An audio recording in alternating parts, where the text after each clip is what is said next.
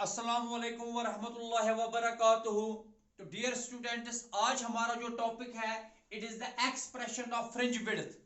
It is interference of light का ये part 2 है। पहले हमने डिस्कस किया था conditions of constructive and destructive interference. तो आज हमारा जो है हम डिस्कस करने जा रहे हैं वेव ऑप्टिक्स का lecture number 2, that is the expression of fringe width.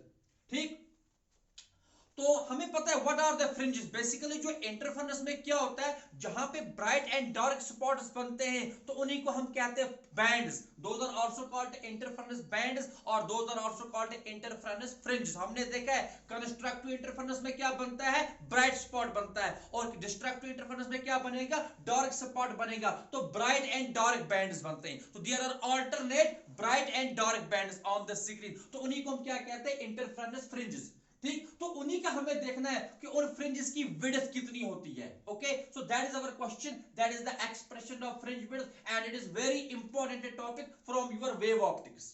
तो डायग्राम हमारे पास है, we have two slits S1 and S2, क्योंकि हमें चाहिए two coherent sources of light. For interference we need two coherent sources. So S1 and S2 represent two coherent sources of light, okay, which are at a distance of small d from each other। तो हमारे पास दो sources क्या है, S1 और S2, और जो एक दूसरे से कितना दूर है, स्मॉल d।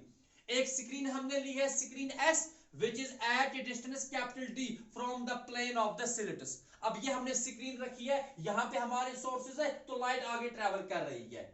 ना O एक ऐसा पॉइंट है, देखिए आप, O एक ऐसा पॉइंट है जो कि स्क्रीन के सेंटर पे है। अब S1 से जो डिस्टेंस है O की, it is equal to distance S2O।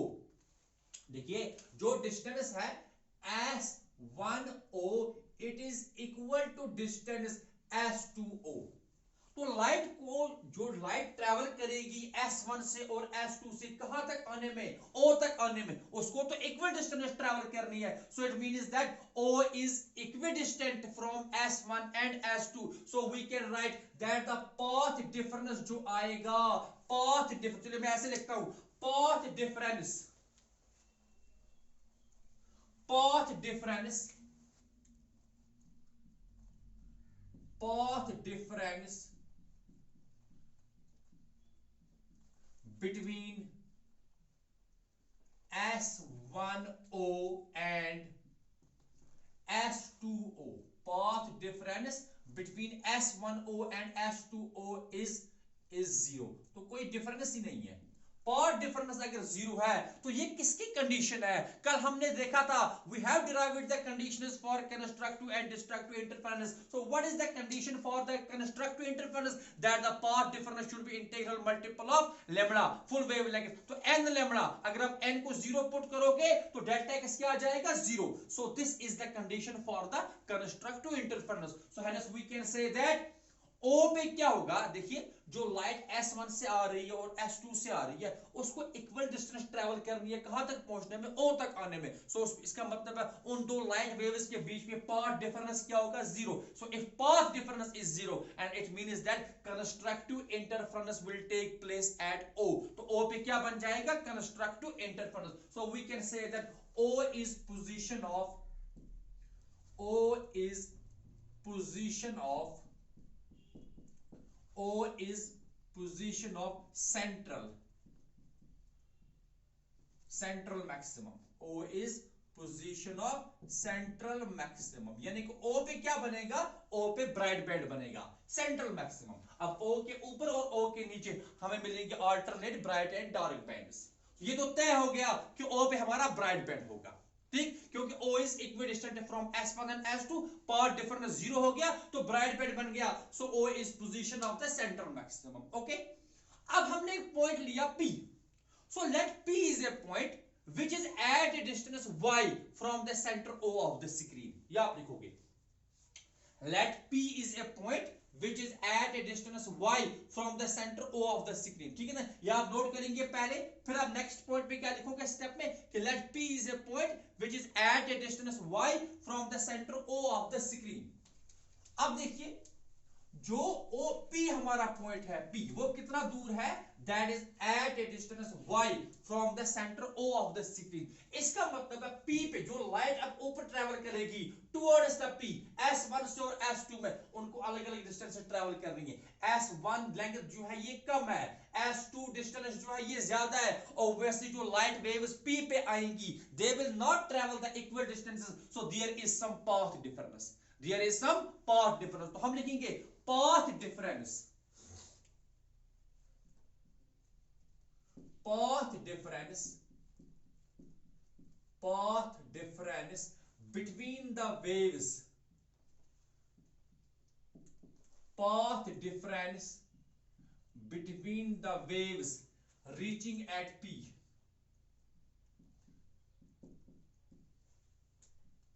reaching at P is given by, is given by, very good। क्या path difference between the waves reaching at P is given by, देखिए ये distance ज्यादा है, ये S1 से कम distance है, तो difference कितना आएगा? ऑब्वियसली इट इज जो पाथ डिफरेंस है delta x, it is equal to जो ज्यादा डिस्टेंस कौन सी है S2P, तो हम लिखेंगे it is S2P minus S1P। इस इक्वेशन को हम रखेंगे इक्वेशन नंबर 1 नाउ, ठीक है। जो पाथ डिफरेंस है कहां पे? P पे, वो कितना है? It is S2P minus S1P। You will note this. अब हमें किस किस के वैल्यूज कैलकुलेट करने? Now we have to calculate the value of S2P and value of S1P, और हम इसको फिर सॉल्व करेंगे। तो कैसे करेंगे? We will make use of Pythagoras theorem. देखिए यहाँ पे क्या है S2, यहाँ पे क्या है B, इधर क्या है P, तो हाइपोटेन्यूज कौन सा आ गया? S2P, बेस क्या आ गई? S2B, परपेंडिकुलर क्या आ गया? BP। तो हम लिखेंगे now S2P it is equal to S2P का स्क्वायर, जो hypotenuse square, Pythagoras theorem, S2P square it is equal to S2B square, okay, plus हमें आएगा PB का स्क्वायर, ओके, प्लस क्या आएगा? PB का स्क्वायर। हाइपोटेन्यूज क्या आ गया? S2P, बेस क्या आ गई? S2B, परपेंडिकुलर क्या आ गया? PB। तो हमने लिखा hypotenuse square is equal to base square plus perpendicular square, और we can write S2P whole square it is equal to S2B whole square plus, अब यहां पे ध्यान दीजिए, P से लेकर B तक की जो डिस्टेंस है it is PO plus OB, तो हम लिखेंगे यहां पे it is PO plus OB, इस सारे का स्क्वायर। ऐसा क्यों हमने किया? बिकॉज हमें पता है P जो है it is at a distance Y from O, और O और B में कितनी डिस्टेंस है? It is D/2। D/2 क्यों है? S1 और S2 में टोटल डिस्टेंस कितनी है? D, और S1 और S2 बराबर है AB के। OB जो है it is half of AB, तो OB की डिस्टेंस कितनी आएगी? D/2। इसी तरह O से लेकर A तक की डिस्टेंस भी कितनी है? It is also D/2। तो हमें आएगा अब S2P का whole square it is equal to, अब जरा देखिए S2 से लेकर B तक की जो डिस्टेंस है वो कितनी है? इट इज D, तो यहां पे आ जाएगा D स्क्वायर, क्या आ जाएगा? D स्क्वायर प्लस, अब P से O तक की जो डिस्टेंस है वो कितनी है? दैट इज Y, तो हमें यहां पे आएगा Y प्लस, और O से B तक की डिस्टेंस है OB कितना है? इट इज D/2, तो यहां पे आएगा D/2, इस सारे का होल स्क्वायर, इस सारे का होल, तो S2P का whole square it is equal to D square plus Y plus D/2 whole square. आप वीडियो पॉज करके पहले यहां तक लिखेंगे, ओके, हमें इसको फर्दर सॉल्व करना है। पहले आप यहां तक लिखेंगे, तो S2P होल स्क्वायर किसके बराबर आ गया? D square plus Y plus D/2 whole square, okay. आगे बढ़ते हैं। अब जरा देखिए, ये यहां पे स्क्वायर है, we have to calculate the value of S2P, तो यहां पे ये स्क्वायर जो है इसके बदले इस साइड पे क्या आ जाएगा? रूट आ जाएगा। सो वी कैन राइट मैं इसको यहां पे साफ करता हूं। वी कैन राइट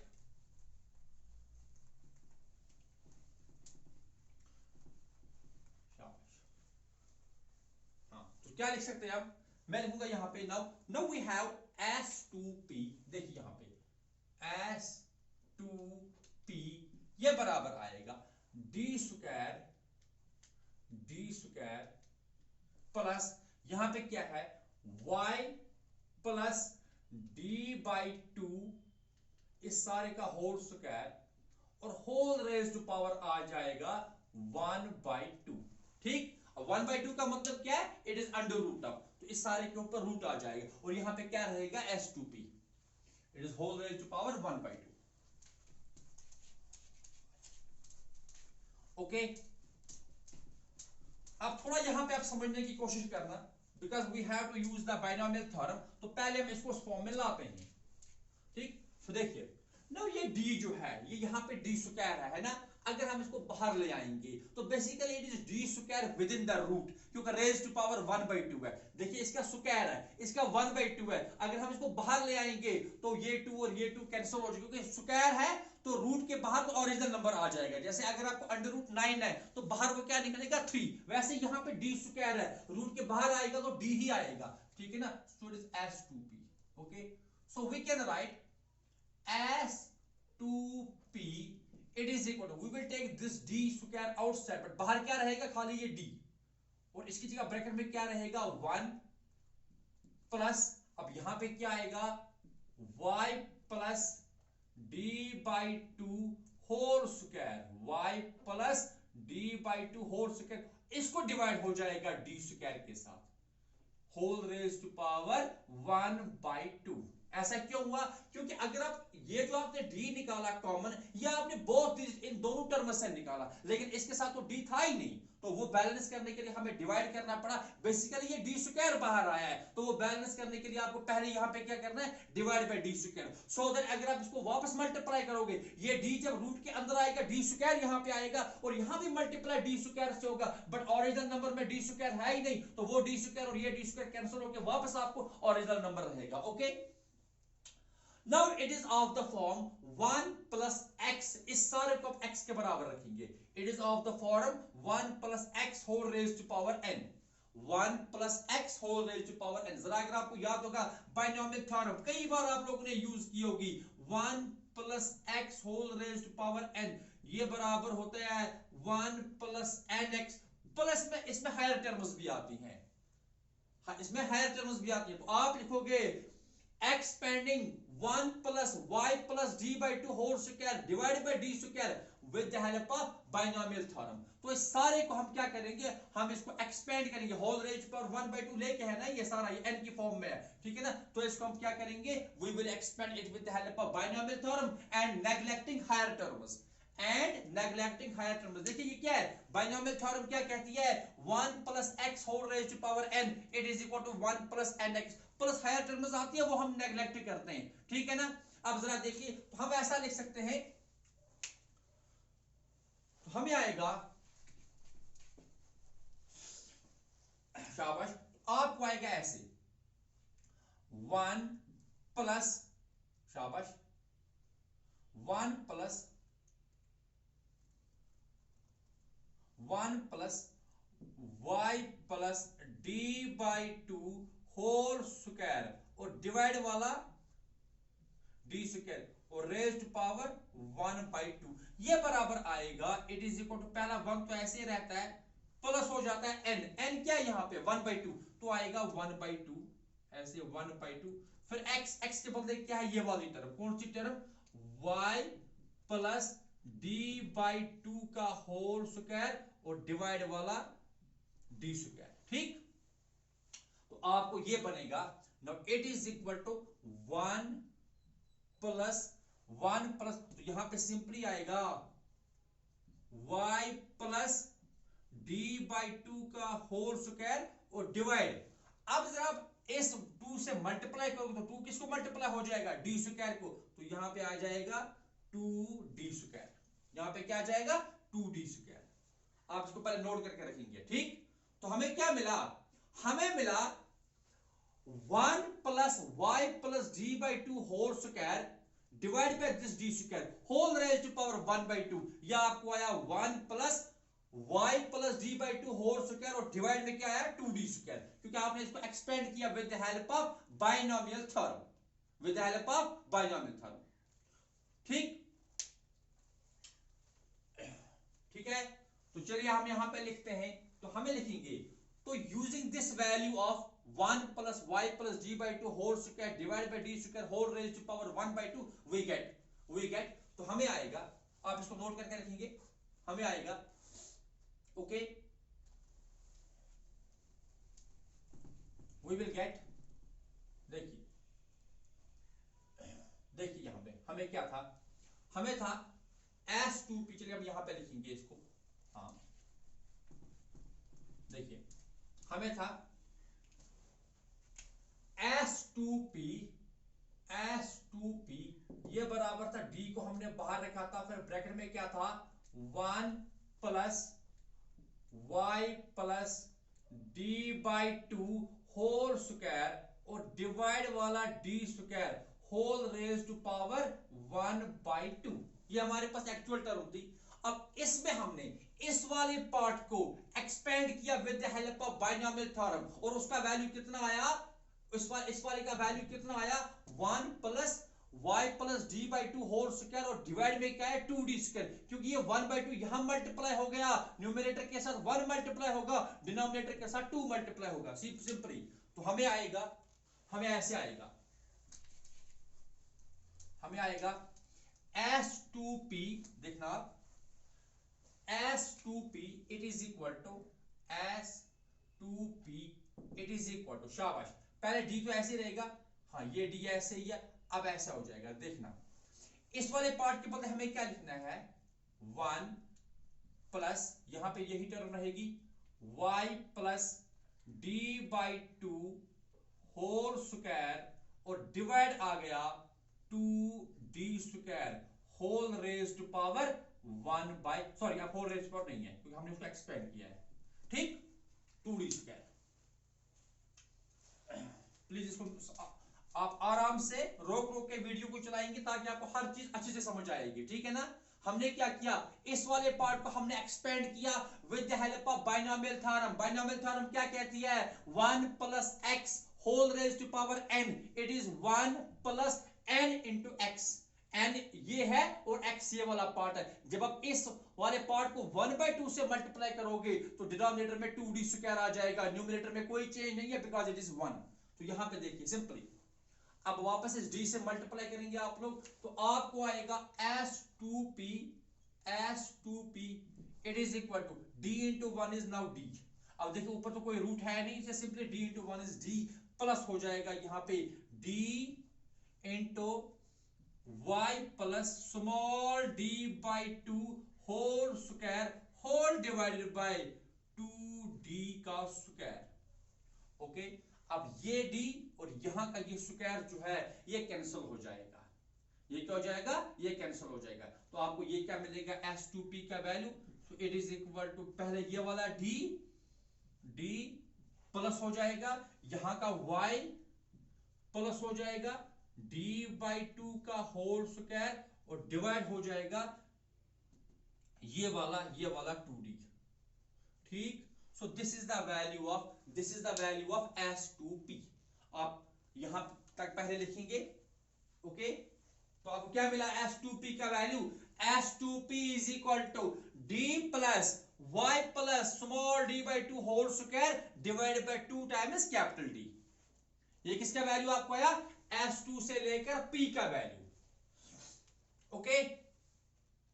चलिए मैं यहां पे लिखता हूं इसको, आप इसको नोट करके, मैं इसको रब कर रहा हूं, ठीक, okay.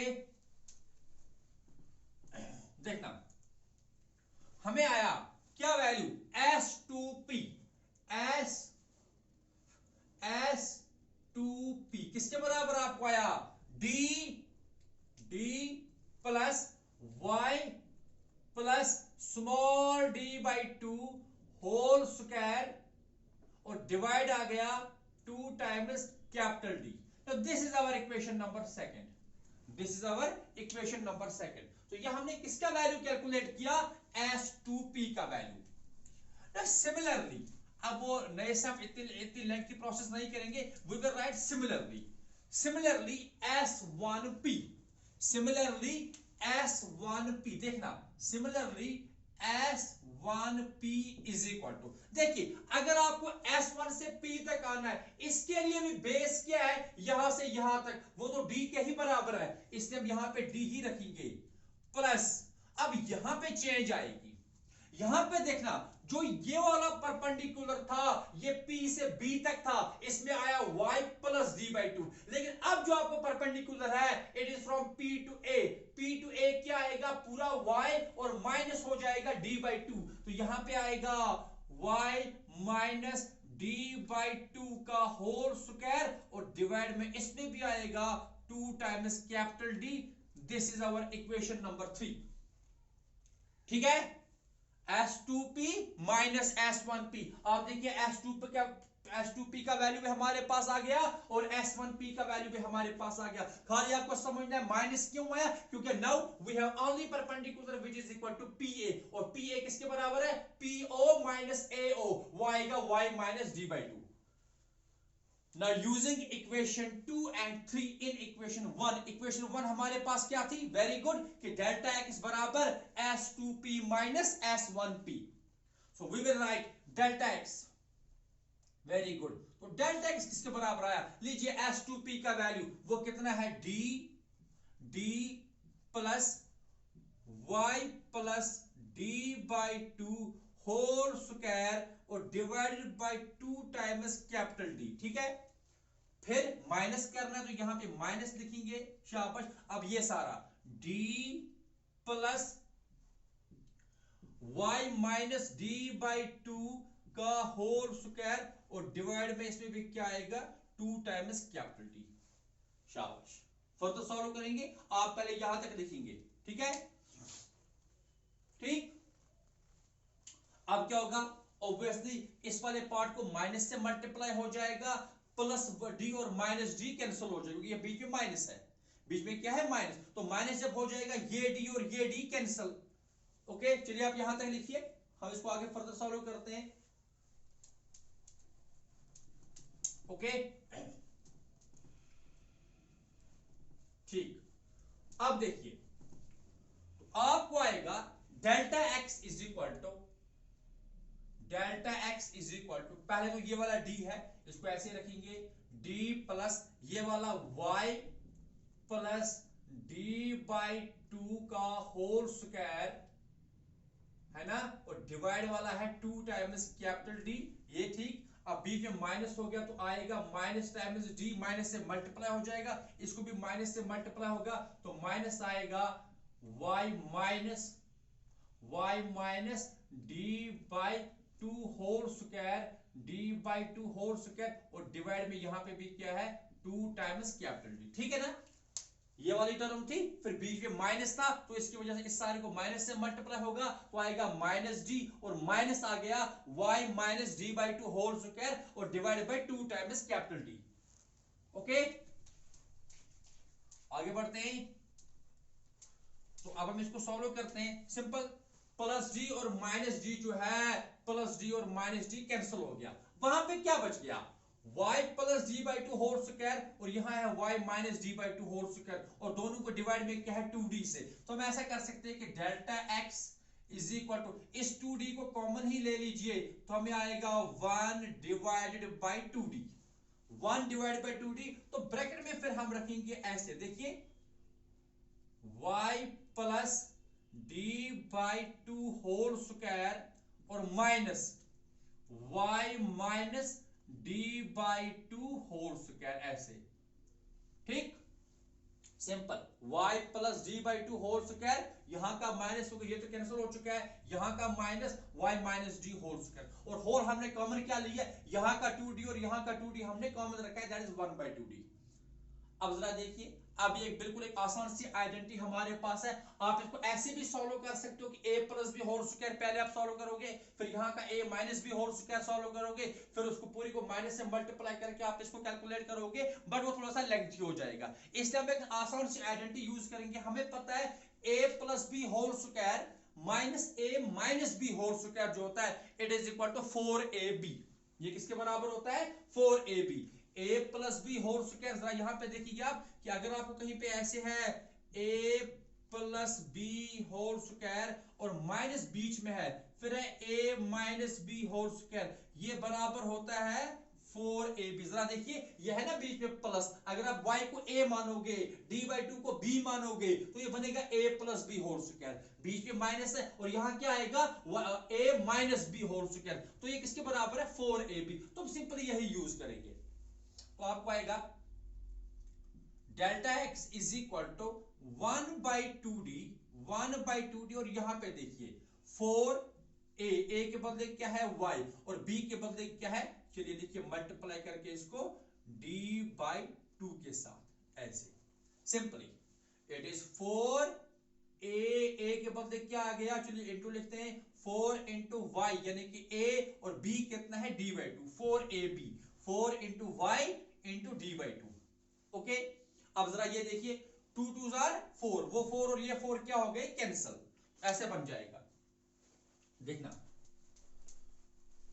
So it is equal to, तो न्यूमरेटर में हमारे पास क्या? यहां का 4, फिर y, फिर स्मॉल d, और डिवाइड में 2 2 आर 4 और साथ में कैपिटल D, ये 4 और ये 4 कैंसिल।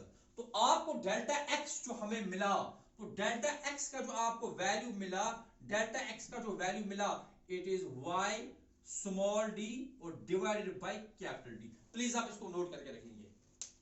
तो डेल्टा x का वैल्यू क्या मिला? y small d divided by capital D। Please note it. Okay, आप इसको नोट कीजिए, वीडियो को पॉज करके इसको नोट करेंगे आप लोग। ओके, तो हम यहां पे लिखते हैं, तो जो आपको अब डेल्टा x का वैल्यू मिला, यानी कि पाथ, डेल्टा x क्या है? It is a path difference between the waves reaching at p, कहां से? From s1 and s2। तो इनके बीच में जो आपको पाथ डिफरेंस मिला, that is y small d divided by capital D, यानी कि ये है आपका डेल्टा x। तो डेल्टा x क्या मिला आपको? डेल्टा x ये मिल गया आपको y स्मॉल d और डिवाइड हो गया कैपिटल D के साथ। Late it B equation number 4। ये क्या है? Equation number 4। तो हमें ये पता चल गया जो पाथ डिफरेंस p पे आएगा वो कितना है? y d/d। अब जरा हम देखेंगे, हमें पता है, कल हमने डिराइव किया इससे पहले लेक्चर में, अगर P पे कंस्ट्रक्टिव इंटरफेरेंस होना है तो path difference should B for constructive interference. देखिए for constructive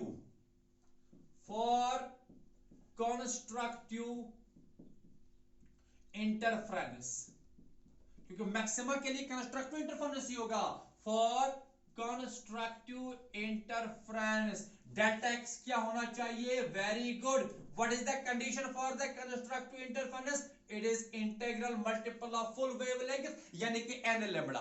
for constructive interference delta x क्या होना चाहिए? n लैम्बडा के बराबर। इसका मतलब है आपको मिला देयरफॉर y, ये क्या है? ये है पाथ डिफरेंस जो हमने कैलकुलेट किया है, बट कंडीशन क्या कहती है? पाथ डिफरेंस क्या होना चाहिए? n lambda. तो देयरफॉर हम क्या करेंगे? y small d divided by capital D, it is equal to n lambda. तो यहां से y का वैल्यू क्या आएगा? जरा देखिए, शाबाश, व्हिच एम्प्लाइज कि y should be equal to n lambda capital D divided by small d, यानी कि y के ये वैल्यूज होने चाहिए ना। n का वैल्यू हमें पता है, n का वैल्यू 0 हो सकता है, n का वैल्यू 1 हो सकता है, 2 3 4 कुछ भी हो सकता है। सो कॉरेस्पॉन्डिंगली हमें क्या मिलेंगे? अकॉर्डिंगली हमें क्या मिलेंगे? We will get different values of y, और y क्या है? y is the distance of the point p from the centre o। तो y आपको क्या मिला?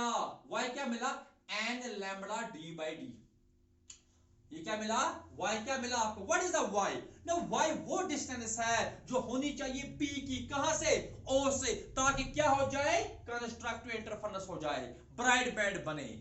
तो for bright bands, for constructive interference y is equal to n lambda d by D. Now n के different values आएंगे, ठीक, n के क्या आएंगे, n के डिफरेंट वैल्यूज आएंगे। चलिए शाबाश, तो क्या लिखेंगे हम, क्या लिखेंगे हम, देखना, अगर हम लिखेंगे n इज इक्वल टू 1, अगर क्या लिखेंगे हम, n इज इक्वल टू 1, ठीक, अगर n को हम 1 पुट करेंगे, चलिए पहले 0 पुट, 0 से स्टार्ट करते हैं।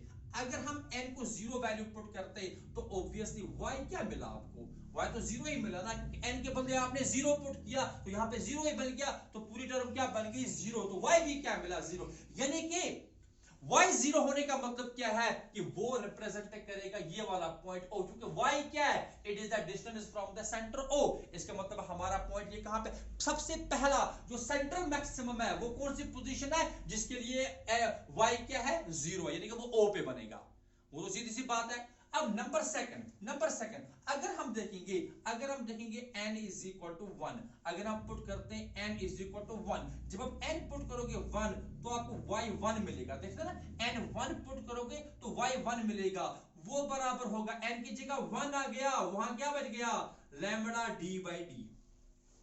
सेंटर के बाद, सेंटर पे तो बना मैक्सिमम ब्राइटनेस, ब्राइट स्पॉट, उसके बाद और ब्राइट बैंड कहां मिलेगा, वो ये वाली पोजीशन है, this is called central maxima. ये जो होता है इसको हम कहते हैं सेंट्रल मैक्सिमम, क्या कहते हैं, सेंट्रल मैक्सिमम। और ये जो होता है y1, it is called first secondary maxima, क्या, फर्स्ट सेकेंडरी मैक्सिमा। सेंटर को छोड़ के जो भी मैक्सिमास होते हैं ना उनको हम कहते हैं सेकेंडरी मैक्सिमा। तो पहला जो सेकेंडरी मैक्सिमा है it is called first secondary maxima, और इसकी पोजीशन क्या है, लैम्बडा डी बाई डी, इसकी पोजीशन क्या है, lambda D by D, okay. Similarly अगर आप पुट करोगे n इक्वल टू 2, तो ये क्या आपको देता है, ये इक्वेशन क्या देगी आपको, this value will give you the distance of the point P from the centre O, जहां पे पहला ब्राइट बैंड बनेगा after the centre band, after the centre maximum, okay. अब अगर हम आगे बढ़ेंगे तो हम लिखेंगे, देखना यहां पे, शाबाश, अब अगर हम n को पुट करेंगे 2, क्या पुट करेंगे, n को 2, देखना यहां पे, शाबाश, तो आप जरा देखना हमें क्या मिला था, डेल्टा x किसके बराबर मिला था आपको, हाँ यहां देखना, y के वैल्यूज हमें क्या आए थे, फॉर कंस्ट्रक्टिव इंटरफेरेंस y का वैल्यू हमें क्या मिला था, फॉर कंस्ट्रक्टिव इंटरफेरेंस y का वैल्यू आपको क्या आया था, n lambda d by D.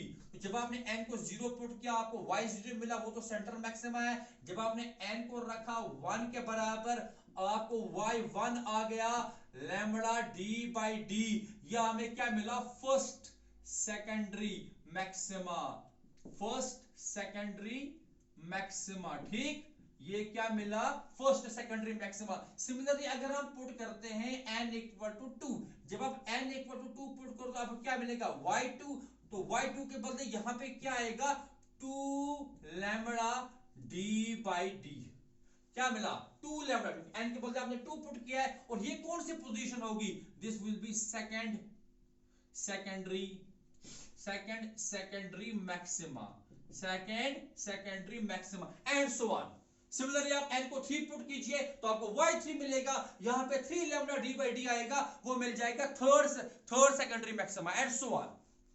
अब जरा देखिए, ये एक मैक्सिमा है, ये दूसरा मैक्सिमा है, इन दो मैक्सिमास के बीच में क्या होगा, between two maximas there is a minima. देखिए, between two maximas there is a minima. जरा मैं यहां पे समझाता हूं आपको, देखना,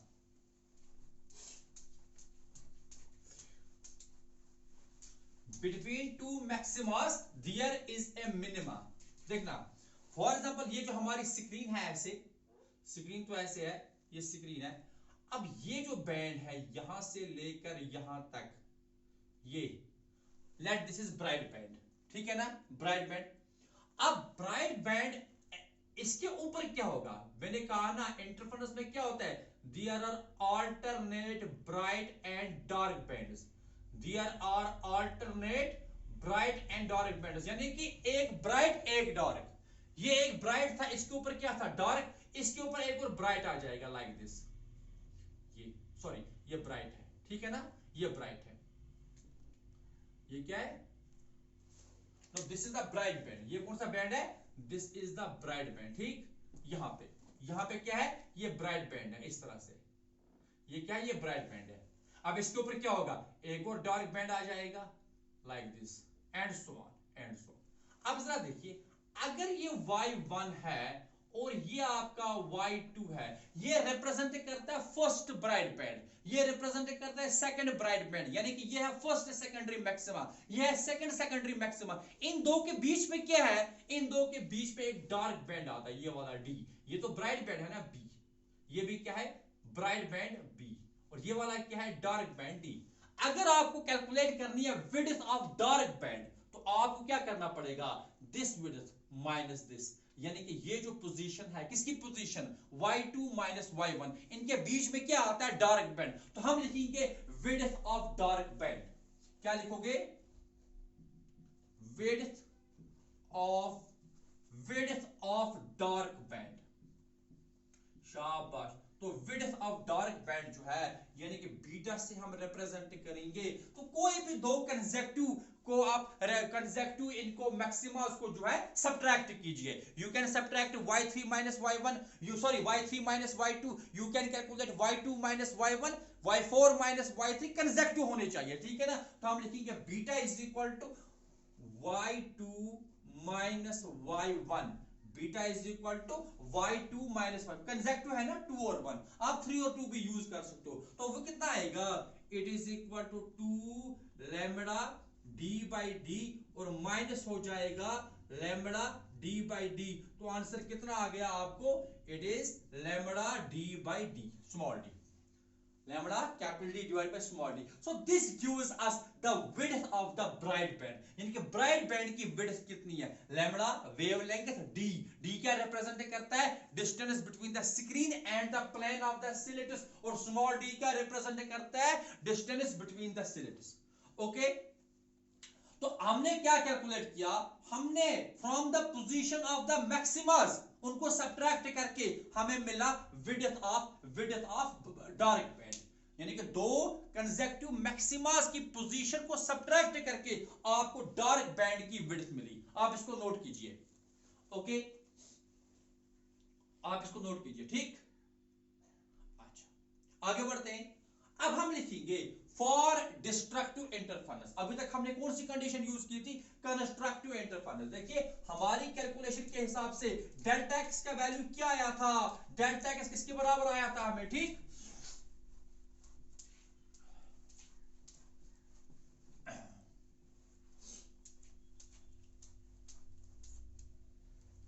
ठीक, चलिए अब हम लिखेंगे for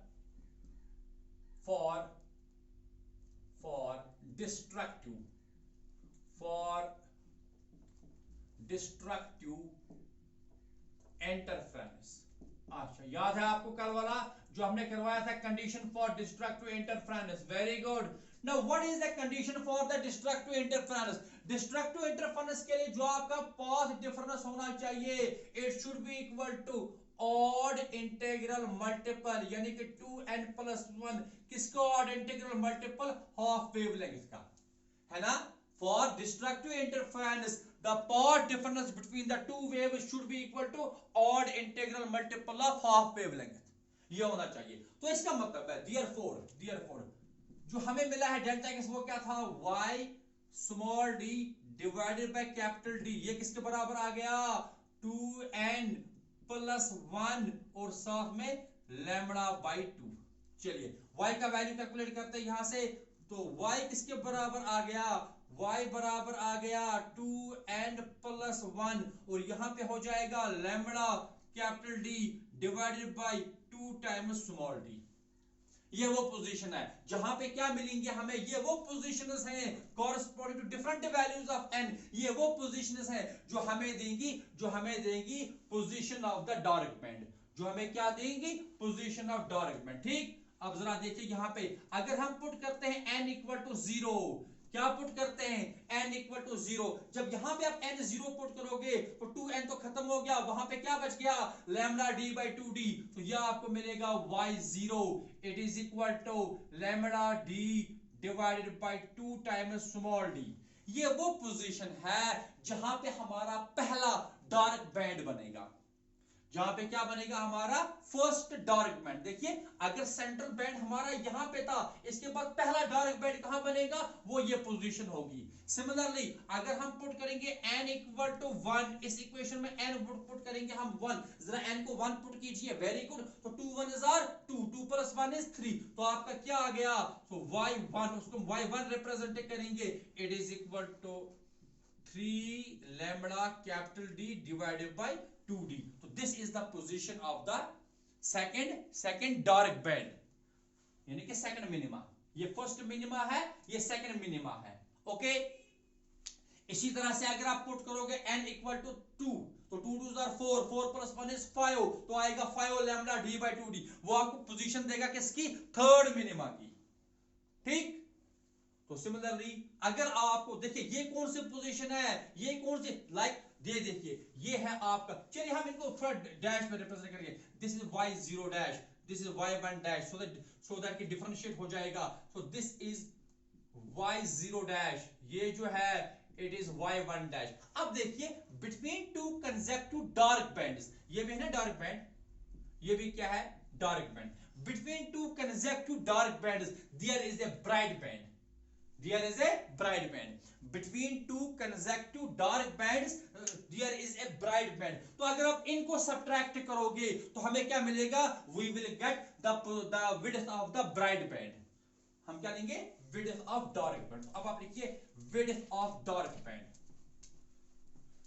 okay, so you will write width of dark band, शाबाश, हमें आएगा width of dark band, sorry width of bright band, dark band इसके सब्ट्रैक्ट करके हमें क्या मिलता है ब्राइट बैंड की width, so width of bright band, okay, तो let it be beta dash, और ये किसके बराबर आएगा y1 डैश और माइनस y0 डैश, तो किसके बराबर आ गया ये 3 lambda capital D divided by 2 times small d, minus हो जाएगा lambda D divided by 2 times d। देखिए 2d दोनों में है, 3 माइनस 1 कितना होगा 2, 2 और 2 क्या हो जाएगा cancel, so it will like this, देखिए it will be 2 lambda capital D divided by 2 times small d, 2 और 2 कैंसिल, तो आंसर कितना आ गया lambda capital D divided by small d। So this is the width of the dark band, this is the width of the dark band। So what was the width of the bright band, lambda capital D divided by small d, and what is the width of the dark band, lambda capital D divided by small d। इसका मतलब है जो दोनों जो bands हैं bright band और कौन सा dark band, they have equal widths, they are of equal widths। यही हमें डिराइव करना था एक्सप्रेशन ऑफ फ्रिंज विड्थ, यानी कि दोनों विड्थ, दोनों जो फ्रिंजेस हैं, दोनों जो बैंड्स हैं bright as well as dark, इनकी विड्थ क्या है same, lambda capital D divided by small d। ठीक है ना, तो हमें फाइनली क्या मिलता है, आप इसको नोट करेंगे, ठीक, आप इसको नोट करेंगे, तो हमें क्या मिला, हमें फाइनली मिला कि जो दोनों बैंड्स जो है, चाहे वो ब्राइट बैंड है चाहे वो डार्क बैंड है, दोनों की विड्थ इक्वल होती है, दोनों की विड्थ क्या होती है, दोनों की विड्थ क्या होती है, दोनों की विड्थ इक्वल होती है, और वो विड्थ को हम किससे रिप्रेजेंट करते हैं, इट इज बीटा, तो आपको बीटा जो मिल गया it is equal to lambda capital D divided by small d, this is the fringe width. Okay, अब देखिए अगर आप देखोगे फैक्टर्स, ये फ्रिंज विड्थ किन फैक्टर्स पे डिपेंड करती है, यहां से देखेंगे पहली बात क्लियरली जो आपका बीटा जो है it is directly proportional to lambda. What is lambda, lambda is wavelength, lambda is wavelength. तो डिफरेंट कलर्स की अपनी अपनी वेवलेंथ होती है, इसका मतलब है fringe width is different for different colours. सबसे ज्यादा वेवलेंथ किस कलर की है? रेड कलर की है। तो वेवलेंथ जो है रेड कलर के लिए सबसे ज्यादा है, इसका मतलब है फ्रिंज विड्थ जो है वो रेड कलर के लिए सबसे ज्यादा मिलेगी आपको। ओके, इसी तरह से नंबर सेकंड जो है बीटा जो है it is directly proportional to capital D. What is capital D? हमारी डेफिनेशन में कैपिटल डी क्या था? Distance between the screen and the slits. जितना आप अपनी स्क्रीन को दूर ले जाओगे इतना आपका बीटा बढ़ेगा, यानी कि फ्रिंज विड्थ ज्यादा होगी। और थर्ड जो चीज है, तीसरा जो फैक्टर है, ये जो बीटा जो है it is inversely proportional to the distance between the slits D, यानी कि स्मॉल डी, ये इनवर्सली प्रोपोर्शनल है। स्मॉल डी क्या था? Distance between the two slits. जितना आप इन दो सिलेटस को नजदीक नजदीक रखोगे इतना आपका फ्रिंज विड्थ जो है ये बढ़ेगा, इट इज इनवर्सली। ठीक है ना? अगर आप d को डिक्रीज करोगे so this beta will increase. So thus we have derived the expression of fringe width, है ना? यहां से ये भी प्रूव होता है कि both the fringes, that is the bright bands और dark bands, they are of equal width. और बीटा जो है fringe width it is directly proportional to the wavelength, it is directly proportional to the distance and it is inversely proportional to the distance between the slits. So I hope आपने इसको understand किया होगा। Thank you very much.